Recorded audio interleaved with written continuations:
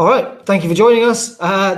This is a webinar where we're going to be talking about engraving, and in particular, the DE3 from DGSHAPE, which is one of our products. My name is Joe Wigsell. I look after the Roland Academy, and I'm joined today by Peter Kettle. I look after the 3D side of the business. So what we're going to do is we're going to talk through a sort of a little presentation on the screen. As we mentioned just then, there is a chat box, so try and ask any questions throughout the session. We'll pause to answer some questions, and then we'll probably answer the rest at the end. If we don't get round to answering all of them, what we'll do is email you after the session. We've got the product here as well, so we'll jump over a little bit later and take a look at that. And we've got some samples and things that we can talk about as well. But first of all, what we'll do is just jump over into this presentation, and I'll hand over to Pete. It's just a few slides just to set the background, really. The DE3 is the latest generation of a machine that, we first started developing this back in 1987. So I started selling the forerunner of this, I think, in 1995 or 96. So it's an extremely well-established line. It's been our most popular, best-selling engraving machine. I hazard to say probably is the world's best-selling computerized engraving machine, the volumes that we do globally. So it's gone through various iterations, and the latest one, the DE3, has some nice, interesting bells and whistles. So how does it fit within the product lineup? Some of you may know the Mataza, the MPX 95 is the latest generation, and that's a little impact engraver exclusively for marking onto metals, so small gift items and tally plates, that kind of thing. We also do the EGX 30A, which is a very simple, easy to use engraving machine, again, hugely popular. We sell this into the funeral industry by the bucket load for coffin plates, as well as gift items as well. But the DE3 sits in the middle of these 2D engraving machines and the 3-dimensional milling machines. So we've got the ability to do standard engraving and then something a little bit special as well. So it's 2.5D. It's 2.5D, if that makes sense to anyone. Yes.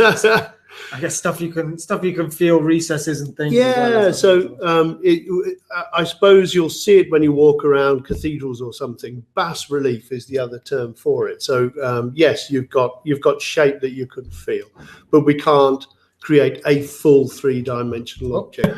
So why are we talking about engraving? Why have we released an update to this machine? Because a lot of people consider engraving to be a very traditional method of personalization. But, something we found is sometimes what is old can also appear to be new to a new market. And when you look on places like, not on the high street, there are tens or hundreds of thousands of objects that are being engraved, being personalized in this way.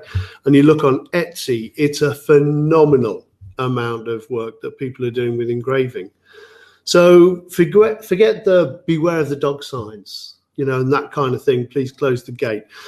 Engraving has moved on, and there are so many different opportunities that we can work in. So let's just have a quick flick through some of the examples that we've put together recently. So traditionally, it's known for signage, so that might be for a restaurant, or it might be for a hotel. It might be the key fob for the hotel, the key tags, or it might be for the restaurant numbers on the tables.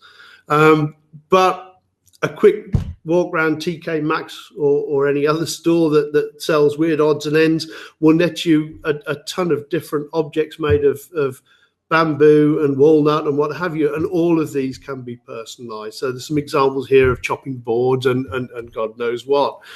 More traditional is the gift market. This is a hip flask, and we can engrave very, very intricate detail with this machine. We've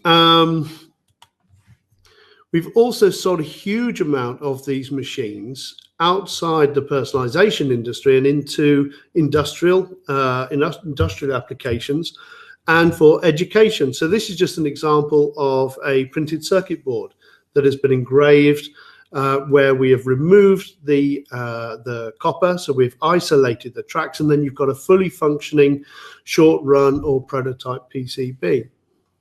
That's quite interesting, yeah. And architectural models, traditionally these have been produced using more and more with laser engravers, and what they'll do is they'll burn card, and then you can construct the fascias of the buildings with that. But what happens is, particularly on the educational side for architects, is you end up restricting their creativity by the technology that they have available in order to make their model. So with this ability to create bas relief, with this ability to control the depth of what we're doing, we can create something more realistic, something more lifelike. The jewelry industry. This is something where we have always done a lot of work. Now, jewelers more and more have been moving over to 3D printing because of the complex geometry that you can create with this technology. But there's a couple of examples here. We've got a bangle, and you can see the hummingbird towards top left.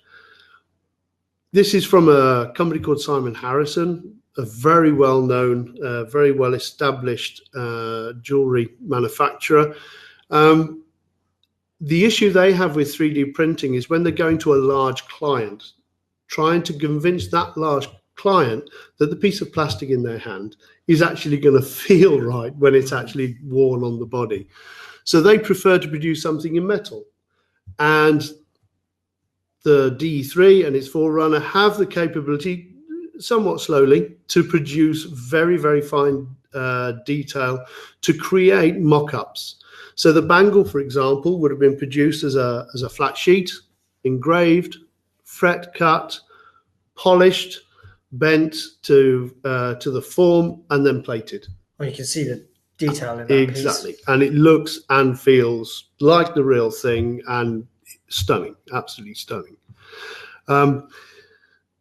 Bottom left, you'll see there is a Viking coin, and this is another application where the output of the machine is not the final product. So what you produce on the machine maybe is a pattern or a mold. And in this case, it was for precious metal clay, which was then pressed into the mold and then fired to give the solid silver piece at the end. Interesting. Just so you guys know, on the screen there, the reason we keep looking down is that the presentation's on a monitor in front of us here, so that's why we're not always looking at the camera. Absolutely, absolutely. So looking at this one, again, this is industrial applications that we can put through the machine, and this is for vacuum forming. So again, we can make a shape. The little drill holes are not woodworm. These are to help evacuate the air around and to draw the plastic down.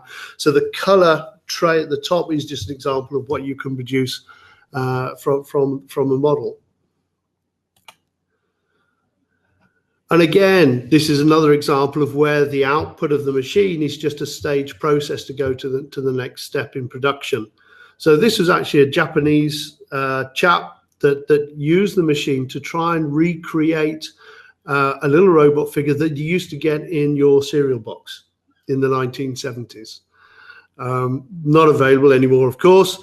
So he recreated that shape in milling it, engraving it in wax, and then pouring silicon to make a two-part mold, which he then injected, hand-injected polyurethane for the final products. Again, the detail's pretty amazing on them, isn't it? I've seen the white block that you can see there is kind of this kind of size. Yeah, you're talking of about 50 or 60 millimeters in length, something like that. So again, you're engraving once, but you're creating a pattern that will then go to a mold, and you can produce hundreds, if not thousands, of products from that one. So when you put it all together, actually what's possible with these engraved machines is it's very diverse. It's very varied. So most people's perception of what engraving is probably just only a very small segment of actually what is possible. And I think that one of the things I would urge anybody that's considering going into engraving is to spend some time looking on Etsy, not on the high street, to gain some inspiration, really, of what is possible. And that way you're also able to work out what kind of return on investment that you might get, because you can pick up many different examples, have a look at the selling price of the product, and then with our support, we can help you. We can put you in line with suppliers of the blank materials, and you can get the cost price of what it's going to cost for you to do, and give you an idea of how long it's going to take as well. So, other than the materials we're looking at there, what are popular materials to engrave? There is a whole industry behind the supply of engraving plastics. So we call these engraving laminates because they are laminated sheets. So you'll have a top color and a core bottom color underneath. So that will be a black white laminate, or a red white, or white red, and you will cut through, exposing the core color underneath. That's what if you can see on your screen, that skull and crossbones kind of design is, isn't it? Yeah, exactly. Similar to that. Yeah, exactly. That skull and crossbones actually, I think, was like a face plywood. But yeah, many different kinds of plastics, both flexible and rigid. On the industrial side, you'll hear a lot of people talk about Traffolite, which was a very famous brand of this kind of plastics. But the Roman fascia that we did for the architectural sample, that's actually Corian. The Corian is used for kitchen worktops and bathrooms and that kind of thing. Used a lot in the hotel and restaurant trade because it can be heat formed as well. So you can bend it to shape, you can mold it to shape, but it engraves beautifully. So again, there's a huge supply of Corian and other brands that are very similar, that can produce really nice results. And as you can see from the examples, wood is becoming more and more popular as well because it's such a tactile this is all material. So many different finishes to the wood as well that you can get. And there seems to be quite an intrinsic value in the nature of wood anyway, even though some of these products are very low cost indeed. They're mass produced out of sustainable products. Bamboo, for example, extremely fast growing. The central round to it, the chopping board bottom left, the chopping board top left, that's all bamboo. Very low cost, very sustainable. It's nice to be working something other than plastic. Yeah. Plastic is in the news a lot, not always for the good. But in addition to that, we have polyurethane modeling boards. So if you were producing molds or jigs or vacuum form molds, there's a whole range of different densities of this material as well that's available. And some that will have some metallic content as well. And as we saw with examples with Simon Harrison, you can engrave deeply into metal with this. It's not something we'd recommend doing on a daily basis if time is critical to you, because it's going to take its time. And maybe if that's what you need to do, you need to look at our milling machines. But for occasional use where time is not of the essence, it can produce really nice results. And just as a separate side to this, I guess, what other technology does a product like the D3 or one of our other engravers buddy up well with? Cool. Okay. So what kind of people might have these? Obviously, if you could have it as a standalone machine on its own, but it works well with other machines. No, absolutely. And I think that we're very fortunate with the gamut of products that we do. That when you look at something like the LEF series, the UV cured ink print systems, the engravers are a really nice link to that as well, nice add-on. So if you're into personalized gifts, but you have a client that prefers the traditional bright diamond drag finish on metal products, whether it's business card holders or flash memory sticks or something like that, then that's where the DE3 would really come into its own. But also if you're printing onto an acrylic, and maybe you need to shape that acrylic or drill holes or create some kind of fascia on it, then as a two-part process, take it off the printer, put it on the engraver, and then finish it that way. So it sits very nicely really with any personalization technology, really, because all we're talking about is an alternate method allowing you to open up more substrates. And bigger kit as well. Just thinking, you know, like a large CNC, for example, effectively that's almost a baby, you know, a baby router. So if you've got the bigger kit as well, that could sit absolutely. If you've got a large router or CNC, but you're finding yourself doing a lot of smaller objects, it's a pain in the butt to be putting these items on the big machines all the time. So having something small that's quick and easy to use, and that's the other thing. The big machines are quite intimidating. So I think a lot of people in companies are put off. So you end up getting one or two specialists on that product. It becomes their baby, their problem. With something like DE3, we know here, come December, come Christmas time, the amount of jobs that are done after hours on this kind of technology. It is very popular and it is very easy to use. And I would also say about sign makers as well. If a sign maker has got a traditional eco-solvent printer and is offering signage, we can produce signage on this that's just on a rigid substrate. That's what it does, and you can create some really nice architectural pieces that can sit inside the receptions of offices and restaurants and what have you. You imagine acrylic multi-layered blocks that are freestanding. It is sculpture. It's simple as that. And you can you can use the form of the engraving to then drop shadows onto the wall and what have you. It's a really nice asset to any site. Yeah, crafts and arts as well. Absolutely, and we have one customer who produces pin looms and is now looking at shortbread molds. So the diversity of people that are using our technology is right through from kitchen table, which is traditionally your Etsy and not on the high street customers, right through to major manufacturers. Brilliant. So yeah, a wide assortment of what we can do. So now let's talk about the nuts and bolts. So we've talked about what it does. Let's talk about how it does it, because again, it can be quite intimidating when people first look at engraving. They need to understand a little bit about the materials. They need to understand a little bit about the tooling and what goes with it. And you will be using spanners with it. So this is just a quick overview just to help me explain really that it's not that difficult. In the center of this image, you'll see that there's a little plastic card, which is a credit card sized guide, which I keep in my wallet all the time when I'm working on an engraver, because what I need to know about the tool, if I'm cutting into wood or I'm cutting into plastic or anything where I'm cutting deeply, I'm going to be typically using one type of cutter, and they're on the left-hand side, the two that are encroaching onto the bottom left corner of the card, and they look pointed. So these are my rotary tools. So they look like they come to a point, but in actual fact, there's a little flat on the end there. So if I am producing small lettering, then I need to use a smaller tip, a finer tip. If I'm just like a pen, if I'm producing large letters, I want to go for a fatter cutter because it's going to be quicker to engrave.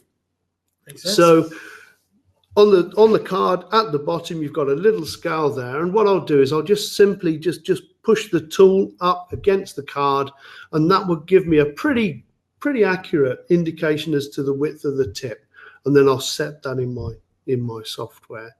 So for typical engraving applications deep into material, I'm going to use the tool on the left hand side, or different sizes of that one. The tool at the bottom is a diamond tool, and it's purely a conical pointed diamond, and all that's going to do is scratch the surface. So if we are working on metal objects, we'll have a close look at this in the middle, a hip flask, then I'm going to scratch the surface with the diamond. And then finally on the right hand side, you've got three tools, top right of the card, and these are your traditional milling tools. So I would use these if I'm doing some kind of engineering work, or I'm making a mold or something, and I need to rely on the mechanical accuracy. Whereas the tools on the left are V-shaped, and therefore the deeper they go, the wider everything goes. These are straight-sided. So I know exactly what kind of depth, what width I'm going to get, regardless of what depth I'm going to cut. So for the layperson who's not an engraving whiz, It's not just an engraver, right? I guess it cuts out things as well. Exactly. So it is that halfway house between our 2-dimensional engraving products and our 3-dimensional milling machines. So very, very versatile. And then across the top, we've simply got the collets, just like the chuck on your drill. We need to be able to hold the different range of widths of cutters that there are. And then finally, top left-hand side, that round mechanism with the green plastic end. This is a depth regulator, and basically we can use that to control our depth by the amount the cutter is sticking out the end, and it'll just ride across the surface. So it's not difficult in any shape or form. This, you can keep it as simple as you need to. Yeah, it's not a huge amount of tools and bits and bobs that you've got there. No, to learn. No. So let's take a look at the software. Sure. Let's just design something. Just give us a moment whilst we swap sources here. Bear with me. So let's start a new job. So the first thing we're going to do is we're going to set the size of our material. Now the DE3 can engrave up to 305 by 230 millimeters. So let's just put 300 by 150. And now we can set the thickness of the material, and this can be useful because it will warn you actually if the depth of your engraving is going to go any deeper than the material. So let's say the material is let's go for 10 millimeters. So when I click on OK, I've now got a rectangular box which represents the 300 by 150 that I've sized. I'm now going to just add my text in. I'm just going to reach across. We've got too many things on the desk.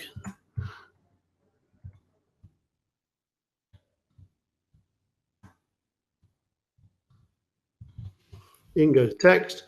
Choose a font style that's got a little bit of style to it. And I'll just guess at a size to start with. Obviously, it's in completely the wrong place, so let's just set that in the middle. And I want to make it larger.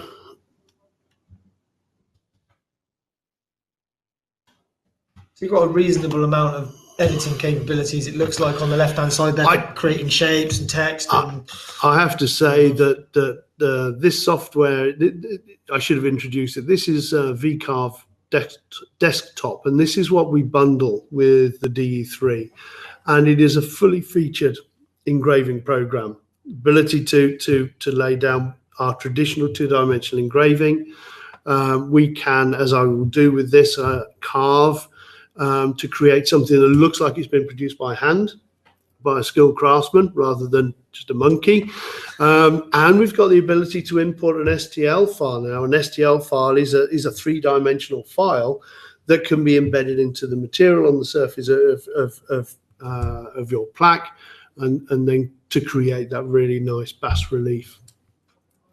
So yeah, and it will suit the creative person, and it will suit the industrial designer. So here, if I need to put specific sizes and positions for holes, for cutouts, then it's all there.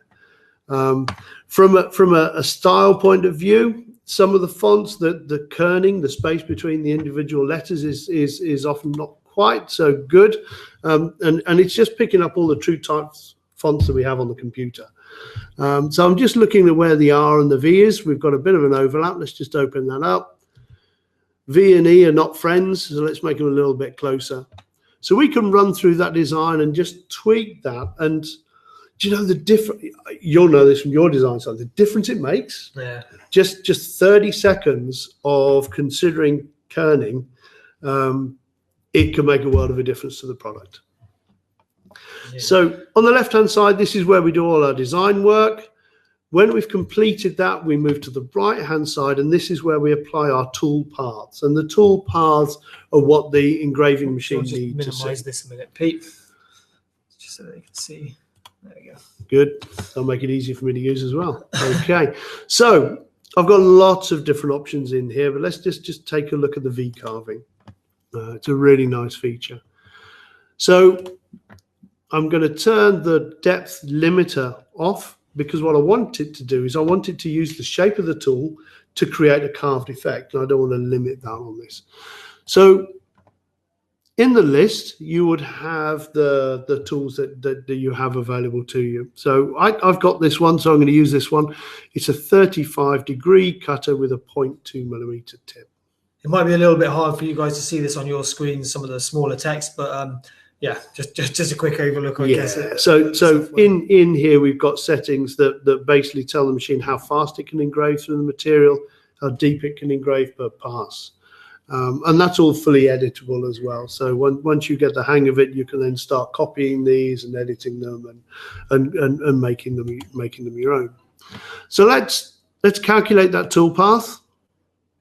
So it goes away, does all the hard work. Now at this stage, we don't really know what it's going to look like. It looks a little bit spidery, but it's got a great feature, this software, to preview. That was a nice one. Yeah, and you can save the preview as well. So if you need to preview it to a client, you can change the simulated material to whatever suits best. Change the color, filling color. Let's just go for white. So this could be a slate sign for a house nameplate, for example. Very nice. Yeah.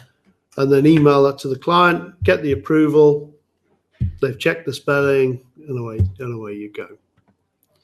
So really nice, really nice feature. So what I don't want to do with the engraver, it's going to be a little bit too loud if we start carving things like slate. So we're going to do just a diamond drag job. So okay. This means we're going to take the diamond point and we're going to scratch the surface of some metal. So let's just start a new job.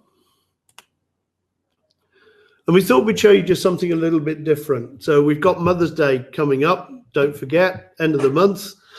And we've decided, Joe, that your mum's going to like a luggage tag. She'll love a luggage tag. It was either that or a lighter or a hip flask. So this was the best of the bunch that we had available to us. So let's have a look at the size of that luggage tag, 83 mil by 50. And I'm going to enter those sizes in here.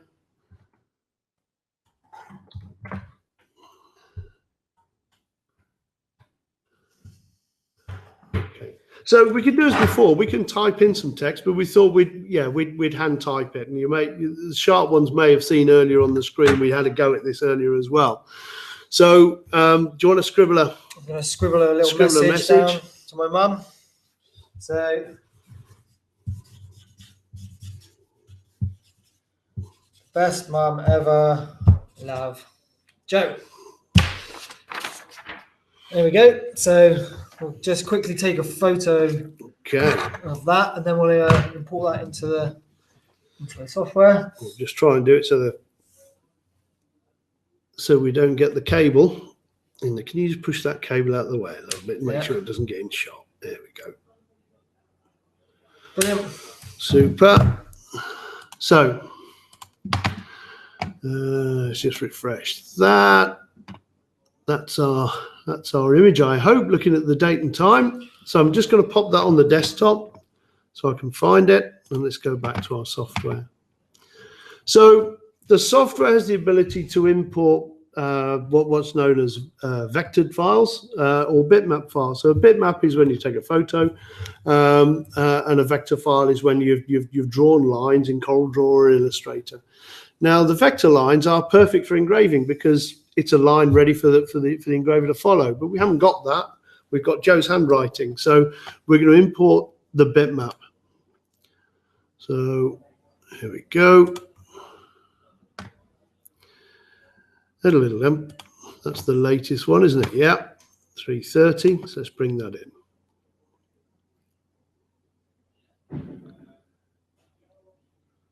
There we go.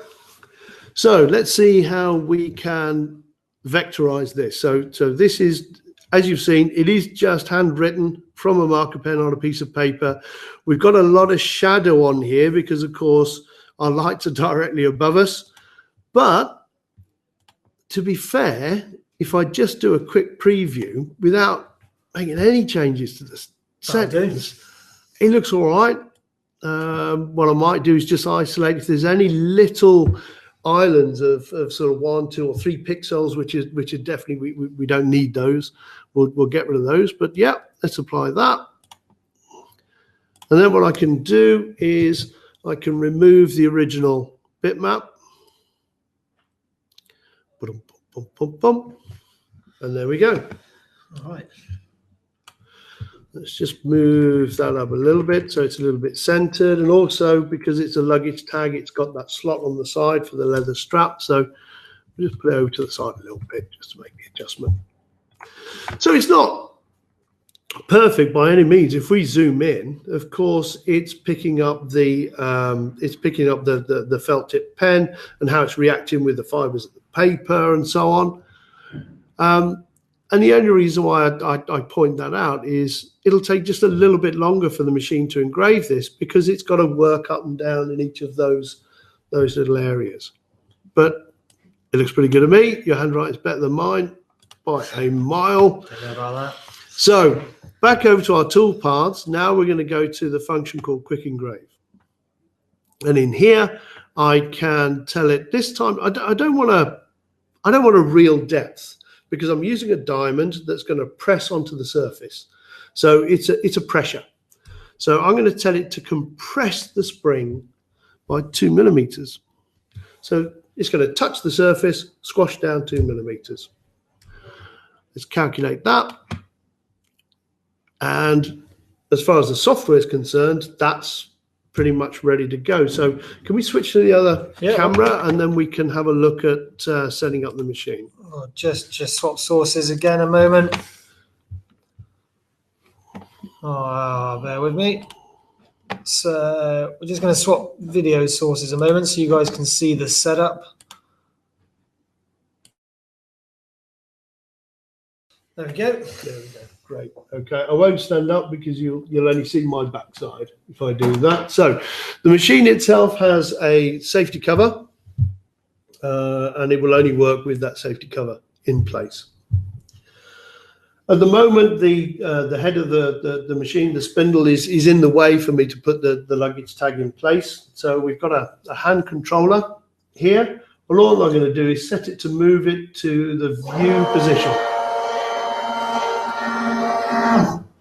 So I can now see to get the object in. So let's pick up that luggage tag. I'm going to align it to the bottom left-hand corner of the table. And I'm using a sticky mat. It's a silicon-coated mat, which is foam, that just gives enough grip to hold that in place. So the two settings that we're concerned about with the machine is one, the home position, where it takes its reference point, and that's the bottom left-hand corner. And I'm moving to the preset position now. So let's just have a look, see how that looks. And to be fair, that's pretty much bang on into that corner anyway. But it's a simple process of me just moving on these arrows to adjust that if I needed to adjust it. And then we can have an automatic setting, which I'll leave it on for the Z here. So it's going to come down, automatically trigger when it hits the surface, and then it's going to push down the 2 millimeters that I've prescribed for the engraving. Or I can set it manually. So I just need to, I should have done this first. If we can just go back, I'm just going to press output. And then we go back to the camera.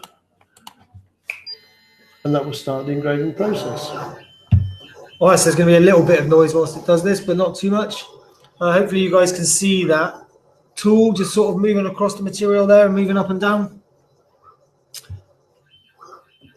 And as we said, that's just the diamond tip scraping the surface, right? So that's probably why it's not too noisy. It's not too noisy. It's not too noisy. So again, if you're working If you're working on a kitchen table, then it's not going to interrupt you listening to the archers.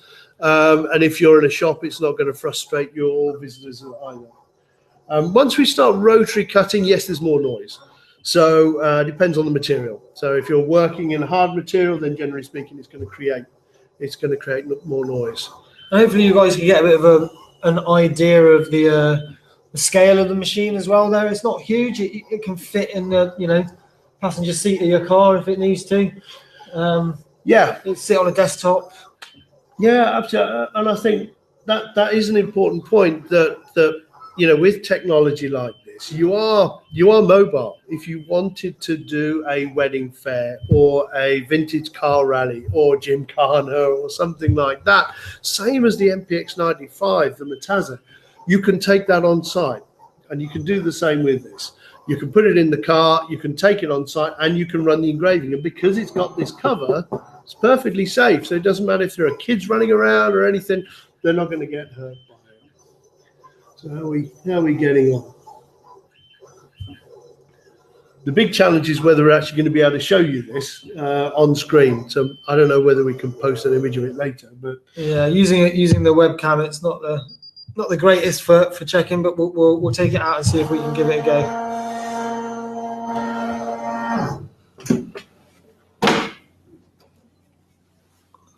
So you can take our word for it. Just give it a little. It looks good.